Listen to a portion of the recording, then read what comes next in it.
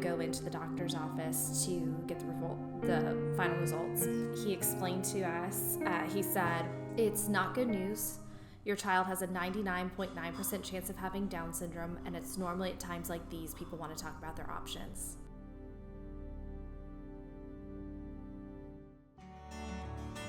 Welcome to A Place of Yes, a podcast about how I moved through my darkest hour.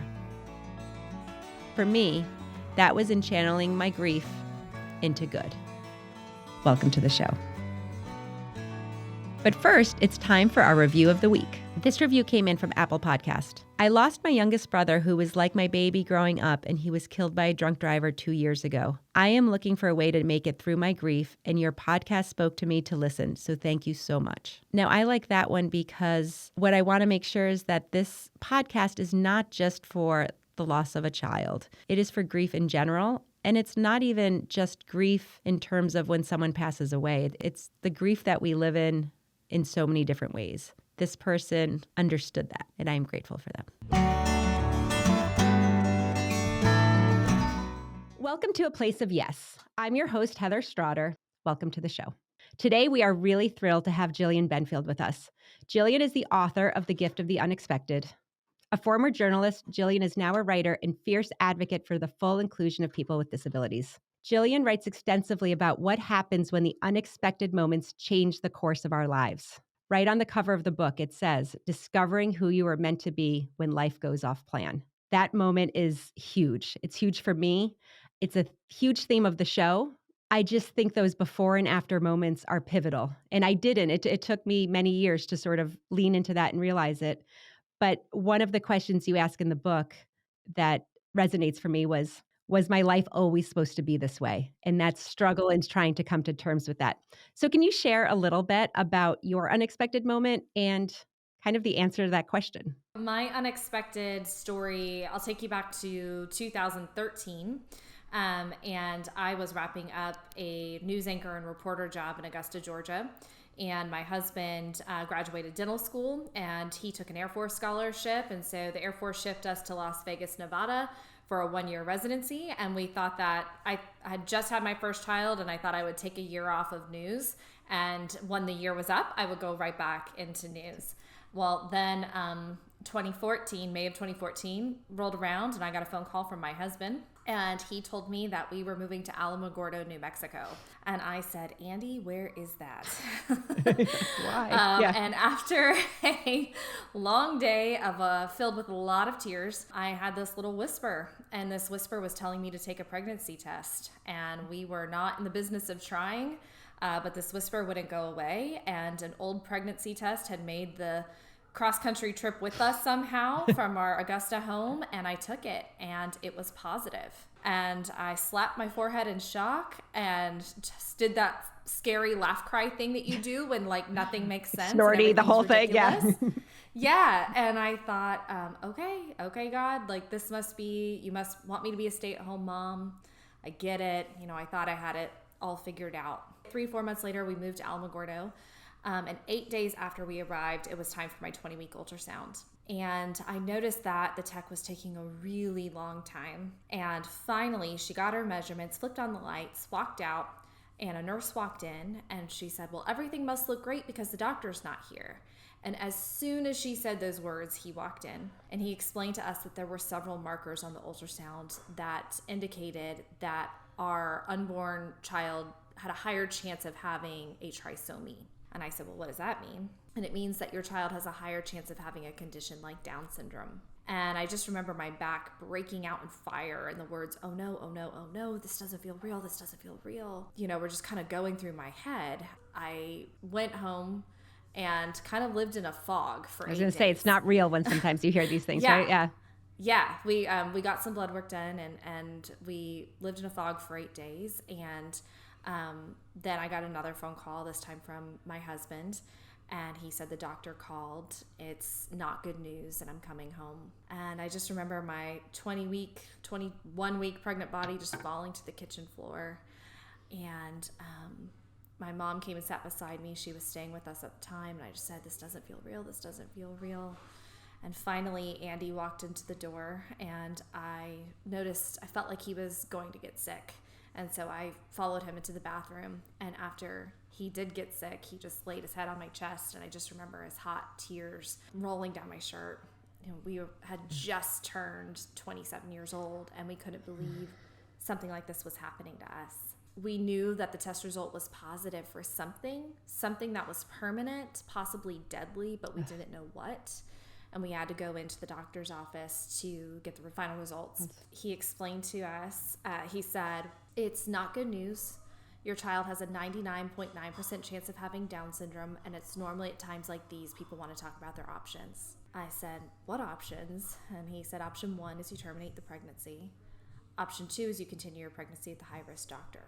I said, "Okay, can you tell us more about Down syndrome? Like, what does this mean for his life?" And he seemed surprised by the question, and he said, well, at worst, he'll never be able to feed himself, and at best, he'll mop the floors of a fast food restaurant one day. But don't worry, you don't have to be a hero. You can have the baby here, and we can keep him comfortable, but we don't have to do anything drastic to save his life." Oh my goodness. So in other words, yes, to keep our consciences clean, we could have our baby, but we could let him die of natural causes. So the doctor led us to believe that our child would not have a life that was worth living. And so I really began to grieve as if a death had taken place. And that was 10 years ago. I mean, that's not like, we're not talking about. Yeah. It's just shocking to me. You wrote in your book these questions that I resonated so much with, because in my moment, similar to yours, I had, you wrote, "We give enough, we live decently enough, we're kind enough. How did we end up here?" To me, that is so, I know that feeling, right? Because we live in this world where it's hard to grapple. You think, I'm a good person, I work hard, I do good things. Nothing should happen to me. Not that it's a naive way of thinking, but it's how most people think, and certainly how I thought. And then you get this news and you have to make these decisions. It took me a long time to really dig into why that was my reaction. And to be fair, I realized that it was a really privileged reaction. We live in Western society. We live in a society that is really characterized by the American dream. And the crux of the American dream is, if you work hard enough, you can be whatever you want to be. You can determine your own destiny. And then when something unexpected happens that's not of your own doing, you realize that that is only a half-truth, even if it is even a half-truth. Yeah.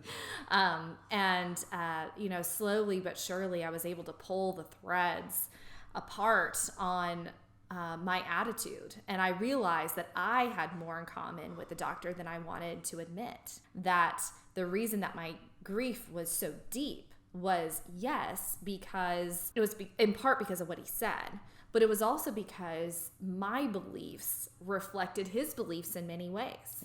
He didn't think my child would have a life worth living, because what he believed made a life that was worth living was one that was characterized by the American dream, right? It's what by American values, that we would have higher education and marriage and children and a high income, right? That's the American dream. And if I had a child outside of those bounds, well, then how was he going to live a successful life? And then if he couldn't live a successful life, well, then how was he going to have a life that was worth living? Because I had unknowingly equated those two things. One of the gifts of the unexpected is that it does kind of blow up your worldview.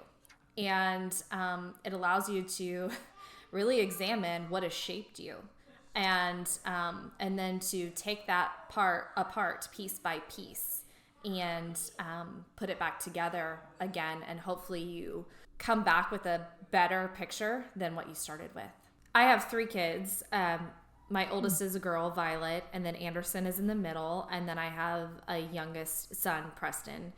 And, I think that we live a life a lot like other family of 5's lives. I am a author by day, and then I am a transportation vehicle in the evening from one activity to another, and cooking dinners and doing all the things. And, has Anderson, does his diagnosis affect my day-to-day? Yeah, in some ways it does. I think that other parents of kids with disabilities will talk about a state of hypervigilance. And for sure, I understand that. Is it getting better as he gets older? Yes. For us, that's true. For some parents who maybe are constantly administering meds and that sort of thing, maybe it is not true. But yeah, we have, I have to make sure he's not going to bolt out the house, or, I realized this recently, like, man, I really avoid very common chores because of the extra obstacles, because he's a flight risk, so does that affect how I live my day to day? Yes. But is my quality of life very good and happy and all of those things? Yes. Is Anderson's life very good and happy? Yes. I think my hardest thing with Anderson is that it's kind of that push and pull between pushing him to be his best and accepting his unique differences. Yeah. That is a really hard line to walk. I think that it's probably hard in all aspects of parenting, but having typically developing children and a child with a disability, it is harder with a child with a disability than it is your typically developing children. But I want him to push him to be his best self while embracing his unique differences and not trying to erase those differences. Not trying to change who he is fundamentally, right? Yes, exactly. And that is something that I struggle with. And in regards to my other children, has my daughter had to have more responsibilities as a child who has a younger brother with a disability? Yeah, I'm sure she has. I'm sure that I asked her to help me out with the morning routine earlier than I would have had her. She didn't have a younger brother with a disability. How will she feel about that when she's older? I don't know. I do think that she's learning a lesson a little bit at a younger age that we all eventually learn, which is life's not all about us. She is the kindest, most empathetic kid, and I think that has a lot to do with her brother.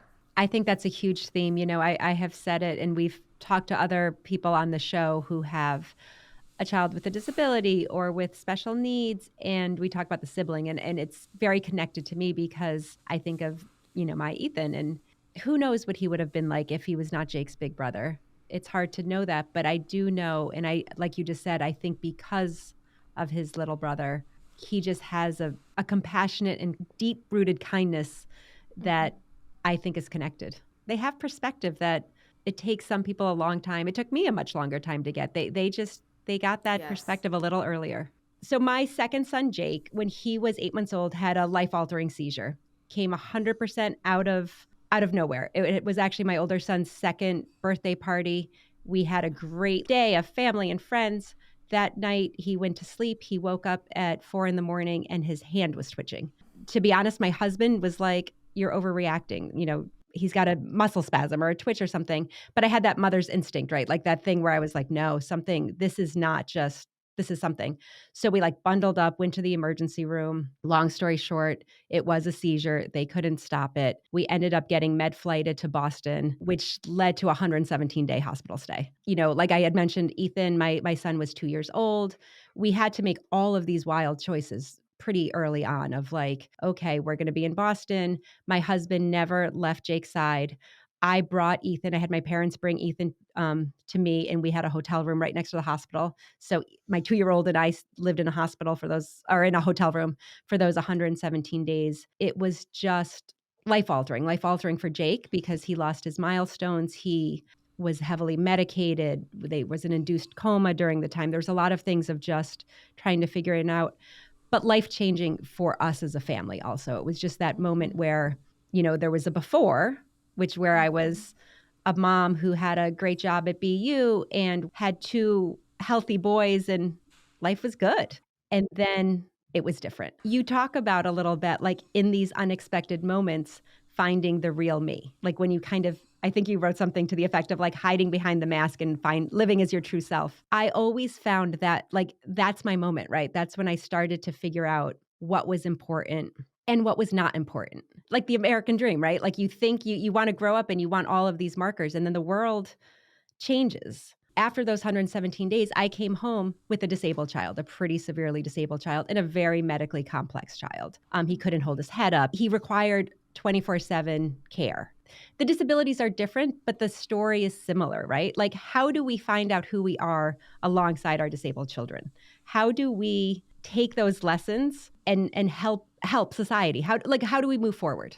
I think there is this myth, especially where we live in the United States. And I think that our culture is toxically positive. And we think that the strong amongst us are the ones who, something happened, but then you remain the same and you rush through that. So it happened.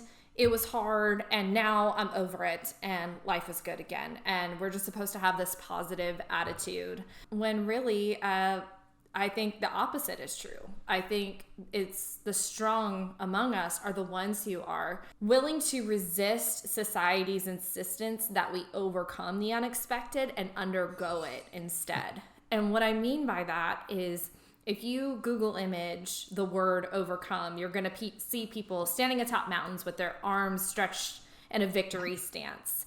And that's what we expect of people. That's what we sometimes expect of ourselves when going through the unexpected. If you Google image search the word undergo, what you're going to find is somebody who's about to undergo surgery. And that's what I think we have to do when the unexpected hits. We have to dig in deep into those dark places. We have to seek out help, admit that we need that help, and to confront all those pains along the way.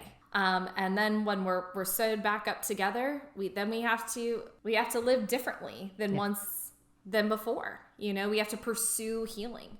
And I don't think that we get to healing. I don't think that we get to transformation without the process of undergoing. And so what that looked like for undergoing, and I think this can look a little different for everyone, but for me, I dug deep into books, theology, philosophy, disability related books, and little by little, with reading, with seeking good counsel, with sitting in the darkness, my perspectives began to change. And I feel like you mentioned before, those masks that I had lived my life in started to come off one by one, and I was able to discover the real me, and the real me who was in the process of transforming. I think you said something really important when you said, well, two things, like the sitting in the darkness, because I think you're right. Our society does not want people to sit in the darkness, right? I think you use that toxic positivity so accurately. And I would see it with Jake. Everyone was just, you kind of want to sugarcoat everything. And some things aren't meant to be sugarcoated. Some things I think you have to sit in it, and you have to, I always say, like, stew in it, but you have to let the feelings be real. And I just love the way you talked about it, because it resonated for me because it was so real for me. Yeah. And doing the hard work of digging deep and figuring out what you want to do. It becomes, and I always feel weird when I say this because it came at the cost of Jake's health, for sure. Like, Jake had a very difficult 4 years. Nothing gave me better joy than being Jake's mom.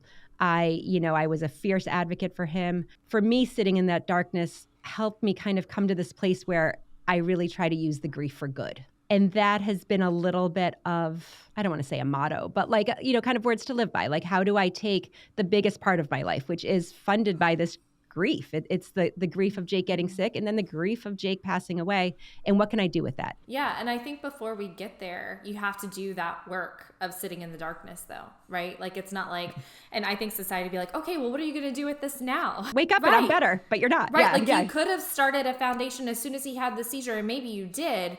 I don't know exactly what your timeline is, but you have to do the work of the internal work necessary before you can put that internal transformation to purpose. And I think what you said, my husband and I, we went away on a trip a couple of months ago. So this was 10 years ago when we got the diagnosis, and other things happened. My son with Down syndrome ended up having open heart surgery. I had a miscarriage, and then our youngest son ended up having this really rare diagnosis in utero, and ended up in a couple of surgeries and lived in a Ronald McDonald house and other things, right? And my husband asked me over dinner, would you change it if you could? And I said, it's a really hard question to answer because, of course, I wouldn't want my children to go through the pain. But would I change something life altering for me personally? I really wouldn't. I really wouldn't. If there was a way for me to get to this point of transformation without my children going through it, of course I would take that route. And of course I would never wish that these bad things happen to them. But Richard Rohr, Father Richard Rohr, says there are two great paths to transformation, and one is great love and one is great suffering. I have just experienced that to be true. Do I wish it could have happened a way where it didn't affect my children? Sure. Of course. But the fact of the matter is we are all going to experience suffering in this life in one way, shape, or form. We all get the choice eventually of what we're going to do with it when it comes. That's that moment, right? That choice. And that's such a big question, because my husband and I have had that conversation sometimes too, and people will often say, with the work that we do with the foundation, the name of it is Jake's Help from Heaven. So we started it right after he passed. I always say it's like we started it because of the lessons we learned being his parents in a time where society, wasn't overly kind to him or to us. It was just, it's hard. It was hard to advocate. And we felt we learned all these lessons, and we knew there were other families like ours that needed help, and what could we do? So we named it Jake's Help from Heaven after he passed. But people have said, like, oh, you do such great work in his honor and all of these things. And there is that moment where I don't always know how to answer the question of would you change it? Because 100% like you, I wish Jake had a easier life. You want your son not to have pain and suffering and all of those things. Do I love who I became because of the journey that we had? 100%. Would I trade it? Would I be a less enlightened person to have Jake still alive and healthy and strong? Yes. But do I love where I am right now? Do I love my life? I really do. I love the way we work with people. I love these conversations. I love that we can be better than just the American dream. So my next book is going to be centered around the concept of the word and. And I think what we're talking about here is really important for this, because a lot of your listeners are going to have experienced something that they probably wish would have happened differently or wish they could take away. And yet they are seeing this amazing transformation and growth and probably new people in their life because of what happened, and new opportunities and these positive things, right? I think it's really important that we, instead of saying, I wish this hadn't happened, but I'm so thankful for how it shaped me, we can say, I wish this wouldn't have happened, and I am grateful that because of what happened, I am who I am today. We don't have to choose. It doesn't have to be. It's not an either or. Right? And the truth of the matter is we don't get a choice. We don't get a choice. We can't, it is what it is. Yeah. But we can recognize the deep pain that we have experienced through the unexpected. And we can recognize the goodness that has come from it. I actually love that. I think that's powerful. I say this to my 18-year-old sometimes, two things can coexist. Two things can be true at the same time, right? So this could have happened and this could happen. Both can be true. So let's talk a little bit more about when we talk about taking the masks off to become our true selves. For me, I think unknowingly at the time, but I think my masks were very honestly superficial. Like I had a very particular thought of what my life would be like. And it would be following the path of having two healthy kids, and they would be best friends and we would travel together. I always used to say, I used to have this picture before Jake had a seizure where I couldn't wait for him to walk, because I just could picture myself walking on the beach with one boy in each hand. And that was just, I don't even know where that vision came from, but it was so real to me. And I remember when Jake got sick and it became clear that he was not going to walk, that picture in my head was almost one of the hardest things to reconcile. And then when I did reconcile it, it felt superficial, because it was real, but it also wasn't that important. So for me, some of those masks were really just caring less about what that picture looked like, caring less about what that picture looked like to other people, and caring more about the actual moments and the joy we found. What did your masks look like? Like, what were they? Well, I think mine were more superficial than yours. No, I think in a similar way, I think the masks that I hid behind particularly were of performance. I mentioned before I was a news anchor and reporter, and I had always had this experience in my life from being a singer too. So growing up, I had a lot of attention from that and sang the national anthem for a professional basketball game and a professional baseball team and things like that. And so I always had this like small spotlight. That's what gave me validation. I think that one of the masks I hid behind was just outperforming the person next to me. If I could just do things that were worthy of me remaining in that spotlight, well, then that was what made me worthy. To have a child with a disability, that mask really came crumbling down because people with disabilities are so discriminated against, right? I think a lot of us who don't have disabilities look at people with disabilities and feel pity or I was going to say, you feel sorry for them. Yep. Yeah. And I think that's how I used to feel before I had a child with a disability. That shininess, that performance piece, that caring of what my life looked like to others was really what I hid behind, and really the biggest piece of me that had to fall apart when the unexpected hit. So that actually leads me into something else I wanted to talk about with you. You talked about, and you just touched on that, when you have a child with disabilities, other people and even us beforehand, like, this kind of life before, you treat it with pity, or you feel sorry for them, or you think it's a lesser life. When it's your kid, you don't feel that way. And you just see it so much clearer. One of my thoughts with my whole like living, turning grief into good is really an advocacy too. And when I was Jake's mom and you as Anderson's mom, right? You have to be their biggest advocate. I feel a responsibility to change the way people see that and change their thoughts of pity and that kind of thing. You talked in the book about kind of the long history of how people handled people with disabilities and institutions, and the modern day story of Ethan Saylor, which until I was listening to your book, I did not know. I can say I heard it this morning and it brought me to my knees. Those kind of things exist, but those stories are just heartbreaking. If it's okay, I'd like to touch on that a little bit. And I should at this point probably say for those who are listening that this topic matter could get a little sensitive. Trigger warning, I guess. I don't want to misquote the facts, but I will say that this is a generalization. Yes. Yeah. So why I wrote in the book about Ethan Saylor, it is in a chapter called A Broadened Perspective.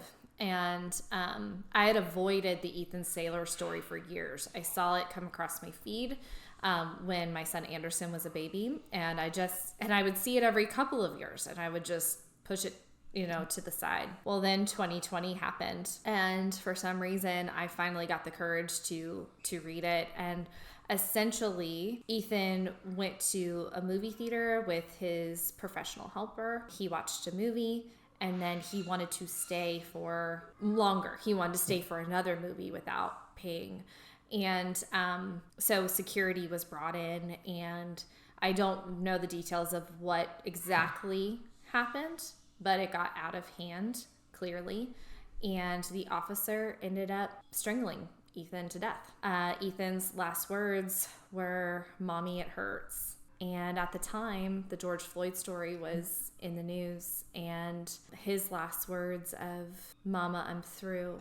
I think I'm right on that. Just came blaring in my ears. And the reason that I shared the story the way that I did is because it helped me to realize the blind spots that I had when it came to other marginalized groups. I was starting to learn about the disability community and going to all the advocacy courses that I could to be a good advocate for my son, to use my online platforms for advocacy purposes. It made me realize how much work I had to do with other marginalized groups as well, and hearing and believing their stories. And the reason that I included it is because I think the unexpected can help us broaden our perspectives.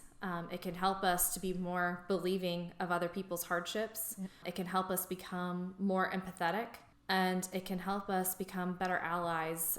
Well, I think that last piece too, like the becoming an ally or becoming an advocate, right? So something about that story, everything about that story just resonated. And also just so infuriating, right? When we live in this world where people see our children as less than, And to be honest, I see it with both of my children because my son Jake had significant disabilities, but my husband is Black. So my son Ethan is an 18-year-old man, he's biracial. All of those stories are just, when people see those that we love in such a different way. And you talked a little bit, and I hope I'm saying this correctly because I made notes, but you talked about how it changes you, right? And we have a newness to us. And some people in our lives don't like the newness. They see us in the same skin, even though we're so changed. Like I said earlier, so much of your words I relate to, none more than those though. Sometimes things happen that change us so deeply that we can't be anywhere near the same person we were, even though we look the same. Even though I think I've changed and done all these things, hearing that Ethan Saylor story from whenever that happened, and being so connected to the George Floyd and the countless names, the many names, I feel this like power. And you talked about it a little bit about how we can use some of that power, finding candidates, as we vote, as we have an election coming up this year, who are we voting for? Are we voting for the people that are best for you and I, or are they voting for the people that are best for Anderson and those like Anderson and Jake? And I just think it's so important. I think I had somebody leave a negative comment once when I think I posted a very short or a much shorter version of that story on the internet. Like, well, you shouldn't have needed a son with a disability to realize that, and they're right. I mean, no, I shouldn't have needed that, right? I wish we all were more evolved, Yeah. right? But nevertheless, it did change me, and that is one of the good things that can come out of the unexpected. And using the change to help things move forward for other people, right? Whether we should have been enlightened earlier than we were, the fact is that now we can make that change. We can help the others through the process. So the title of my podcast is called A Place of Yes. And I feel like this last part of the conversation is a little bit about what I mean from a place of yes, right? You have to take these things that happen to you and you have to figure out how you want to live your life, right? And for me, it was in this place of yes. And that doesn't mean that every day is, sunshine and rainbows, but it means that you try to lean into the good. I'm just so thankful for you for sharing your story because I think that it's just important. I hope that people can take away from my story, because I think my story is relatable, and yours is too, and maybe people can think, well, I could never relate to my child dying, I could never relate to having a child with a disability, but really the unexpected comes for all of us in one way, shape, or form. Our circumstances are not always good, but we can move forward. We can ask God, if we believe in God, we can ask the people around us of how can we make good come from this. I think that we have that power, but it has to be a journey that starts from within. It's funny, like I call it the place of yes, but I think we say very similar things. To me, it's like, how can you come from a place of yes? How can you turn the unexpected into a positive? You talked about a different life, and one of the main messages that I have learned through the unexpected and through having a child with Down syndrome is that a different life does not equal a less than life. And I think, one of the masks, back to the mask thing that I wore, was I was just trying to have a life that, like everyone else's, but like on the upper echelon of that, yeah. Right? Like, but it was really in the vein of sameness. Yeah. And I think the unexpected taught me that a different life does not mean a less than life, no. And actually, a lot of gifts can come from a life that looks quite different from those around you. So absolutely. We have a segment that we call Ask Heather Anything. If you would like to ask me anything, please go ahead. What's the most rewarding thing you've done through the foundation? Oh, that's a good one. I can answer that from a couple of perspectives. One is some of the relationships that we have built, because we started in 2011. Since then, we have awarded over $1.6 million in grants. Wow. To local families. So that piece to me blows my mind, because when I tell you, when my husband and I started this foundation, we didn't come from a nonprofit background. We didn't come from anything that would make me think that we knew what we were doing. Nothing but the love of the work and the families and this real devotion to keeping Jake's memory alive is kind of what drove that. That I'm super proud of. I just feel really good about that impact. But the other piece is that we have been working with since the very beginning. We recorded a episode earlier with a mom of a little girl that came in 2013. We've been helping. So we've been helping her from the age of 5 to 15. And the mom literally burst out in tears saying, I don't know what we would do without Jake's help from heaven, because you have never said no to us and our life is better because of it. I know I want to pivot into nonprofit eventually, but what holds me up is I don't want to fundraise. I hate asking people for money.